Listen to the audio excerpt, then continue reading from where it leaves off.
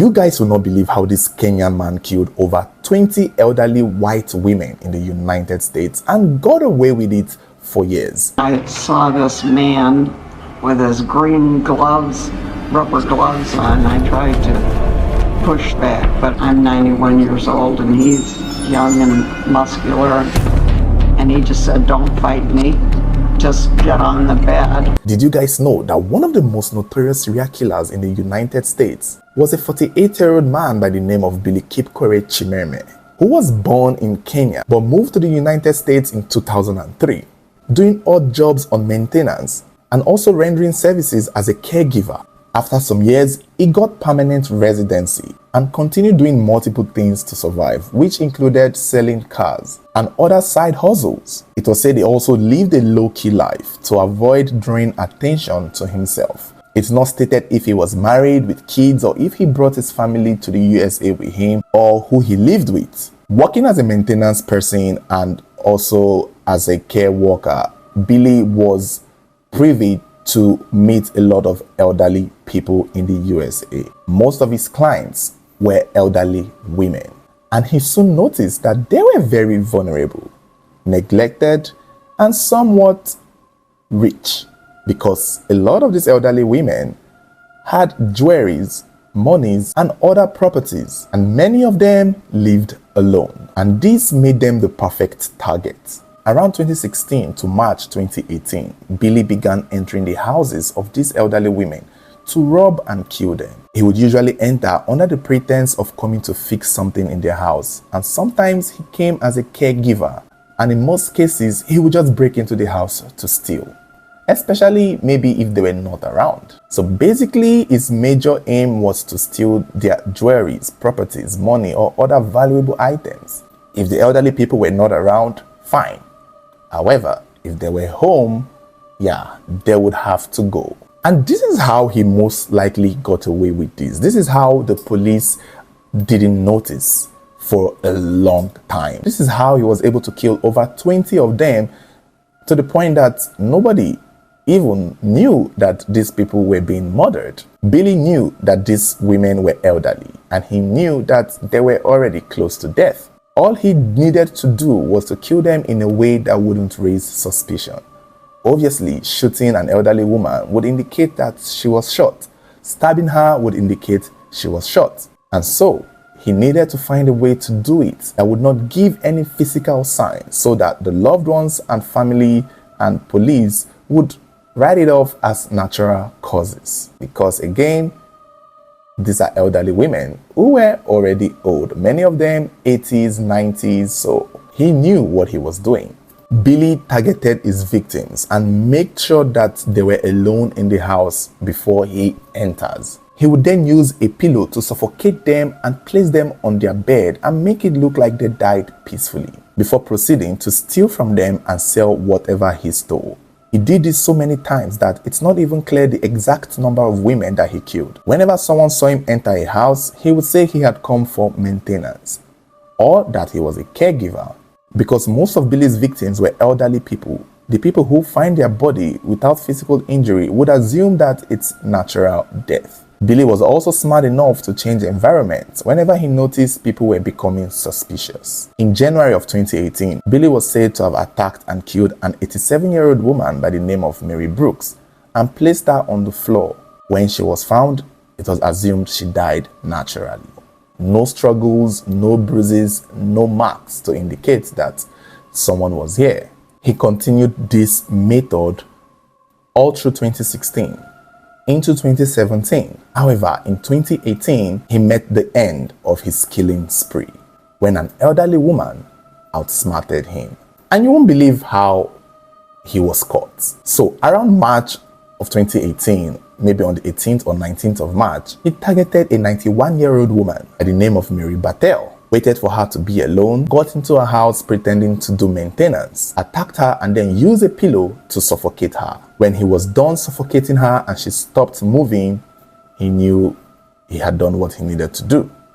He proceeded to steal all her jewelries and valuable items before leaving the apartment. But what he did not know was that 91-year-old Mary Battelle was not dead. She was faking. she was pretending to have died. She noticed that if she kept struggling, this man would keep pressing the pillow on her face. And so she just stopped struggling to indicate that she was dead. And Billy fell for it.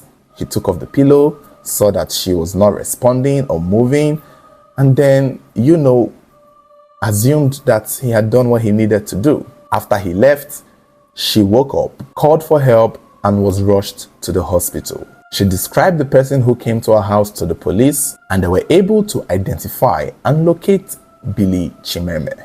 Even confirmed that his car was around the area at the time this woman claimed to have been attacked. But the police did not arrest him yet. They didn't have enough proof. The claim of this elderly woman was not something that was substantial. Remember, she's elderly, and they would hope that, she wasn't racist.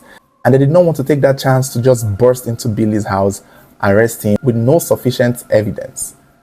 Otherwise, he will be a lot more careful the next time. So what they did was to monitor him and observe him and hope for a time he would strike again. Just barely a day or two after attacking Mary Bartel, Billy went on to his next victim. He went to the house of an 81-year-old woman by the name of Lucy Harris.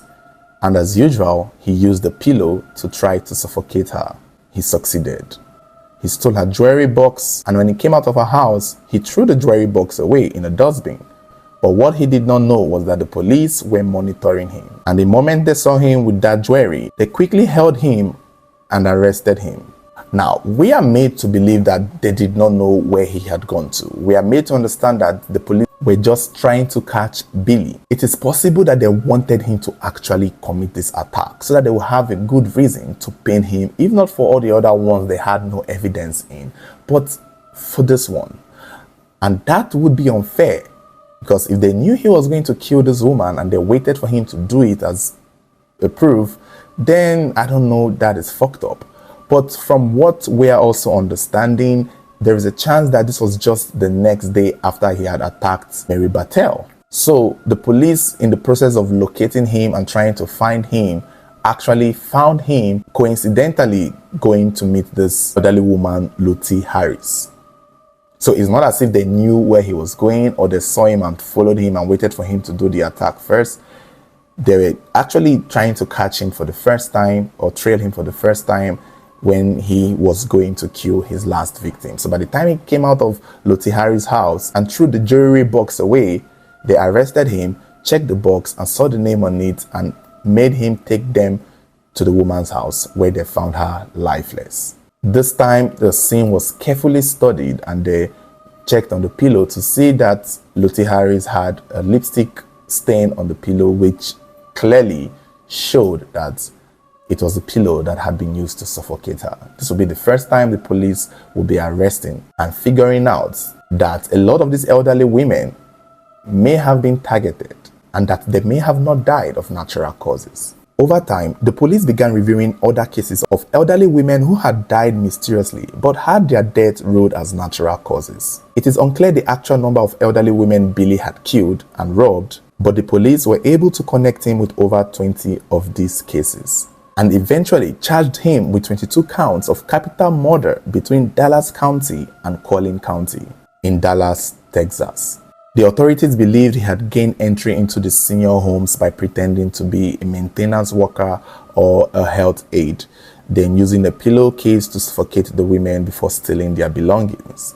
A lot of the family members of these victims were very disappointed and angry because they, at the time, may have also suspected foul play, but due to the fact that these were elderly women and once they were taken to a morgue or to a hospital, they maybe would not try to find some sort of, do an autopsy, I would guess. And just because they are elderly, they would be presumed to have died of natural causes, most especially if they already had underlying illnesses. And that is the thing with most of these elderly old people. Many of them do have conditions that they are managing throughout the years, and so if they are found dead eventually, it is very most likely that coroner reporters or doctors report would just not put so much effort as to find out what really happened.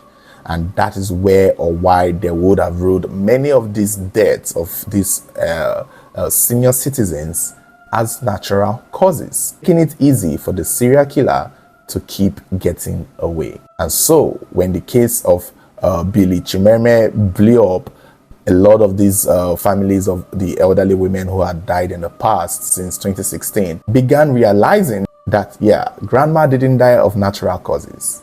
Grandma was murdered.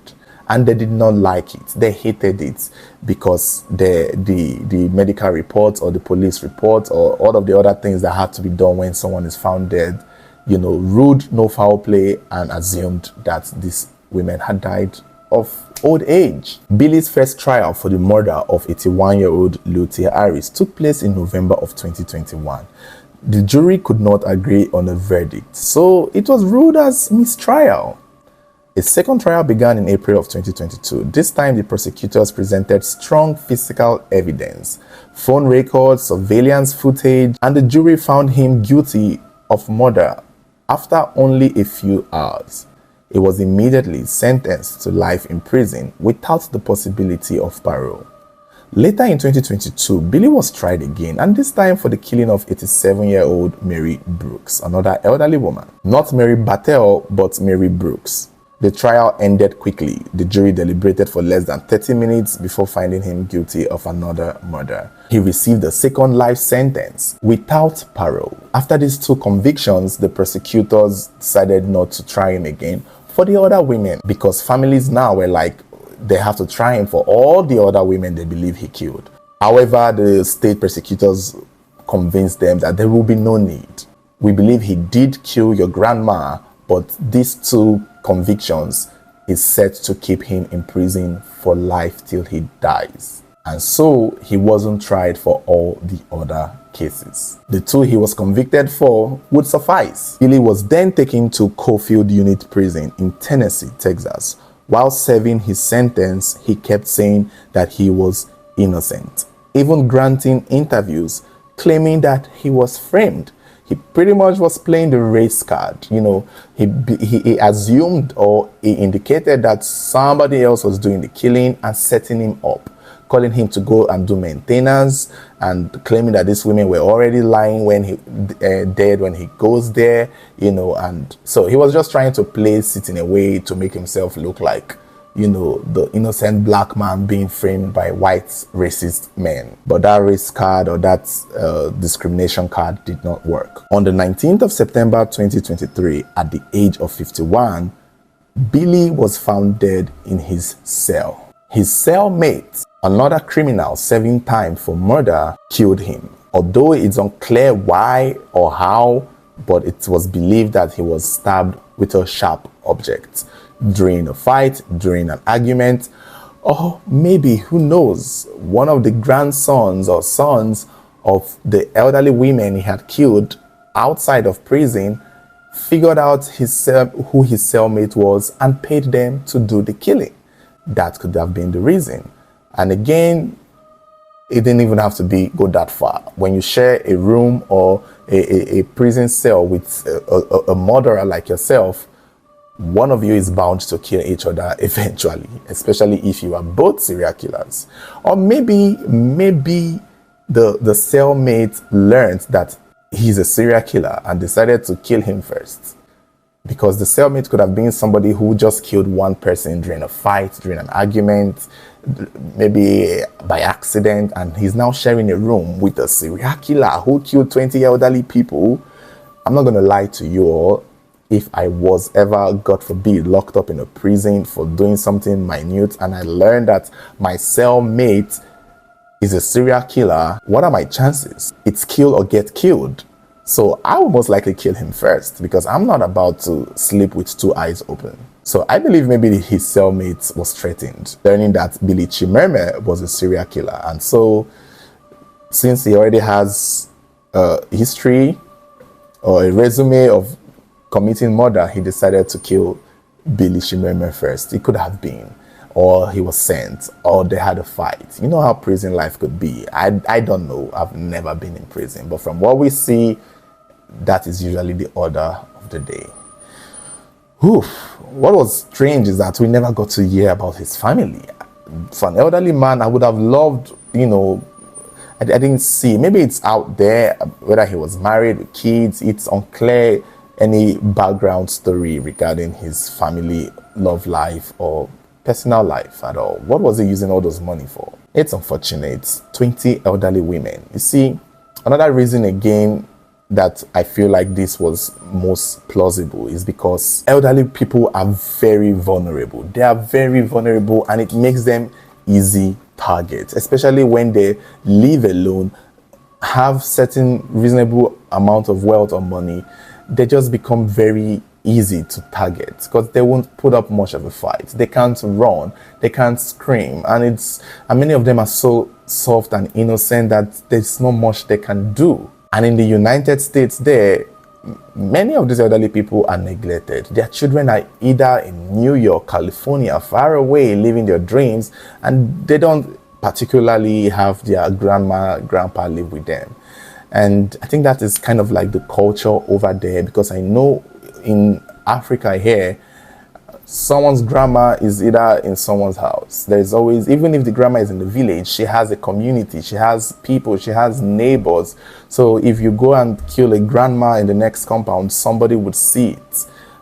But when a grandma is living in a community that is competitive amongst young people, they just become invincible, and that is why it will be easy for them to be targeted. If it was a young girl with friends, she will most likely have someone come and check on her, live with her, and man, elderly people, they suffer shall. Well, don't forget to like, share, and subscribe, and let me know what you think about the story.